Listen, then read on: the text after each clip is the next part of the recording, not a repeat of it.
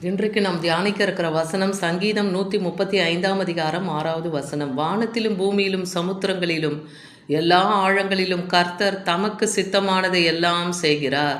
இன்னைக்கு கர்த்தர் நம்மோடு இடைப்படுகிறார். அவர் வானத்தையும் பூமியும் சமுத்திரத்தையும் அதில் உள்ள ஆழங்களையும் தமக்கு சித்தமானதை எல்லாம் அவர் தான் செய்கிறார். ஏன்னா நீங்கள் ஆதியாகமம் 1ஆம் அதிகாரத்தில் எடுத்து பார்க்கும்போதே தெரியும் இல்லையா, கர்த்தர் தான் சகலத்தையும் படைத்தவர்னு. அவர் வார்த்தையினாலே தான் சகலமும் உண்டானது. அவர் நாசியின் சுவாசத்தினாலே சர்வ சேனைகளும் உண்டானதுன்னு பார்க்குறோம். எல்லாமே அவர் சொல்ல ஆகும், அவர் கட்டளையிட நிற்கும், அந்தபடியே நடந்தேறியிருக்கிறதே நம்ம பார்க்குறோம்.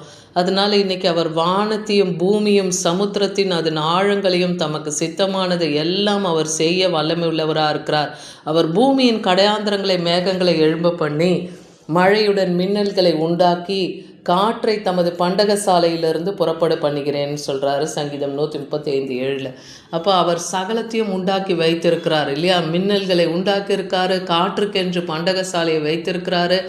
அதெல்லாம் அவர் எப்போ சொல்கிறாரோ அப்போ அவைகள் எல்லாம் புறப்படும். அதுதான் சங்கீதம் 33:9 அவர் சொல்ல ஆகும், அவர் கட்டளையிட அதெல்லாம் நிற்கும். சங்கீதம் 33:11 சொல்கிறாரு, கர்த்தருடைய ஆலோசனை நித்திய காலமும் அவருடைய இருதயத்தின் நினைவுகள் தலைமுறை தோறும் நிற்கும். அவர் எதை செய்யணும், யாருக்கு செய்யணும் தேவன் சித்தம் கொண்டு இருக்கிறாரோ அவர் சித்தத்தின்படி அவர் சகலத்தையும் செய்கிறார்னு பார்க்குறோம். சங்கீதம் 115:3 பாருங்கள், நம்முடைய தேவன் பரலோகத்தில் இருக்கிறார், தமக்கு சித்தமானவை யாவையும் செய்கிறார்னே வசனம் சொல்லுது. ஏன்னா அவர் பரலோகத்தில் இருக்கிறார், நாம் பூமியில் இருக்கிறோம் இல்லையா.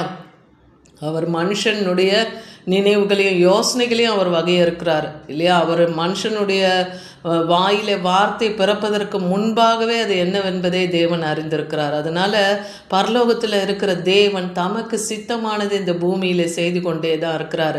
தானியேல் 4ஆம் அதிகாரம் 35ஆம் வசனத்தில் பார்க்குற பூமியின் குடிகள் எல்லாம் ஒன்றுமில்லை என்று எண்ணப்படுகிறார்கள்.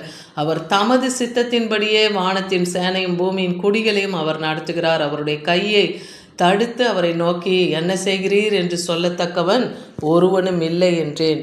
தானியேல் இப்படியாக சொல்கிறார். பூமியின் குடிகளையும் அதே போல் அவருக்கு முன்னாடி அவங்கெல்லாம் ஒன்றுமே இல்லை என எண்ணப்படுறாங்களாம். அதே போல் தமது சித்தத்தின்படி வானத்தின் சேனையை தனது சுவாசத்தினாலே உண்டாக்கி வச்சிருக்கார் இல்லையா. அவைகளையும் பூமியின் குடிகளையும் கர்த்தர் தான் நடத்துகிறார். ஒரு நாளும் நம்மை நடத்துகிறவர் நம் தேவன் என்பதை நாம் உணரணும்.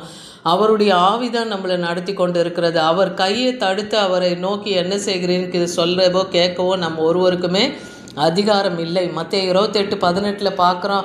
அப்பொழுது இயேசு சமீபத்தில் வந்து அவர்களை நோக்கி, வானத்திலும் பூமியிலும் சகல அதிகாரமும் எனக்கு கொடுக்கப்பட்டு இருக்கிறதுன்னே கர்த்தர் சொல்லுகிறத பார்க்குறோம். ஆண்டவராகிய இயேசு கிறிஸ்துக்கு பிதாவாகிய தேவன் சகலத்தையும் ஒப்புவித்தார் இல்லையா. வானத்திலும் பூமியிலும் சகல அதிகாரமும் அவருக்கு கொடுக்கப்பட்டிருக்கு. எல்லாமே அவருக்குள்ளே அடங்கி இருக்கிறது இல்லையா. நாம் வைக்கிற எல்லா ஜப விண்ணப்பத்துக்கும் அவருக்குள்ள கிறிஸ்து இயேசுக்குள்ளே அது ஆம் என்றும் ஆமேன் என்றுமே இருக்கிறதுன்னு பார்க்குறோம்.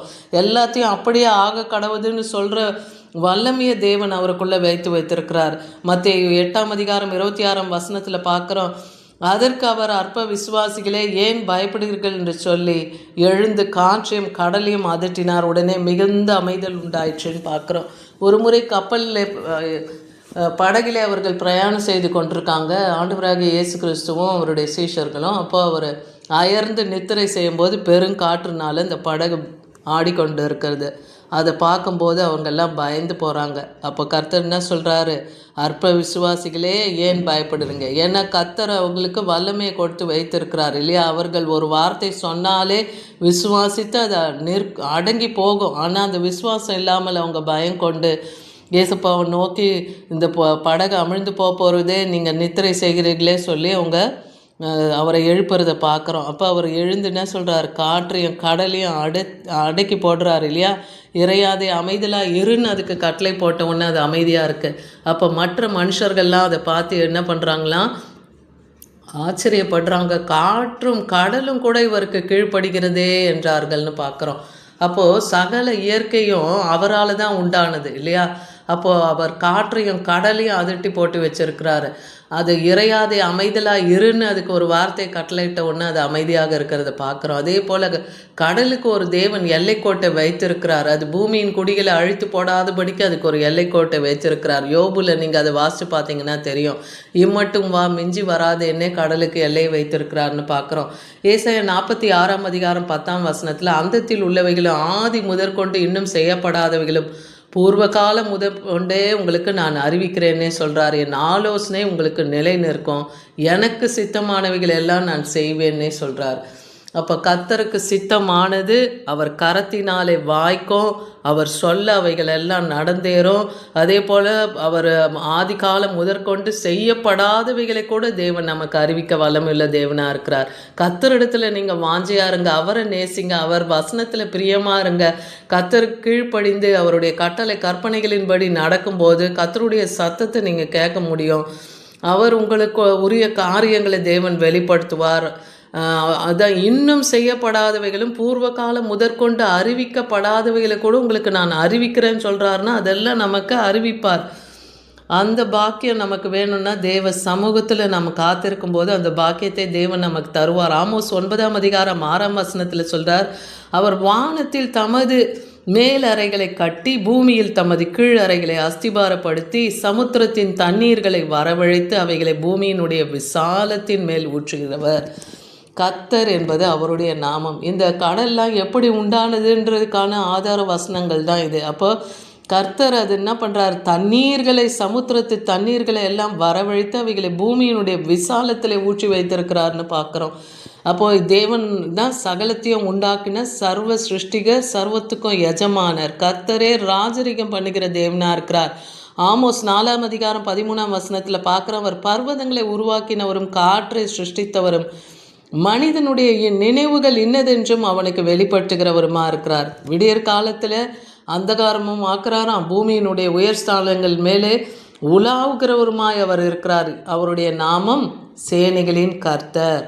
அவர் பர்வதங்களை உருவாக்குகிறார், காற்றையும் அவர் தான் சிருஷ்டித்தார். மனுஷனுடைய நினைவு இன்னதென்று அறிந்திருக்கிறார், மனுஷனை மண் என்று அவர் நினைவு கூறுறார்னு பார்க்குறோம் இல்லையா. அவர் பூமியின் உயர் ஸ்தானங்கள் மேலே உலாவி கொண்டு இருக்கிறார் இன்றைக்கும்.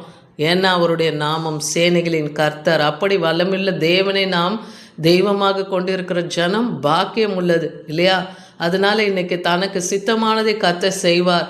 உங்களுடைய காரியங்களையும் தேவனுக்கு வெளிப்படுத்துங்க. அப்போ கர்த்தர் உங்களுக்குரிய காரியங்களையும் அவர் நிச்சயமாய் செய்து முடிப்பார். கர்த்தர் எனக்காய் யாவையும் செய்து முடிப்பார்னே வசனம் சொல்லுது. வசனத்தையும் வாக்கு தத்தங்களையும் நீங்கள் விசுவாசித்து அறிக்கையிட்டு தினமும் அதை நீங்கள் ஜெபிக்கும் போது அந்த காரியங்களை நீங்கள் சுதந்திரித்து கொள்ளுவீர்கள். அதை நீங்கள் விசுவாசிங்கள். ஆமீன்.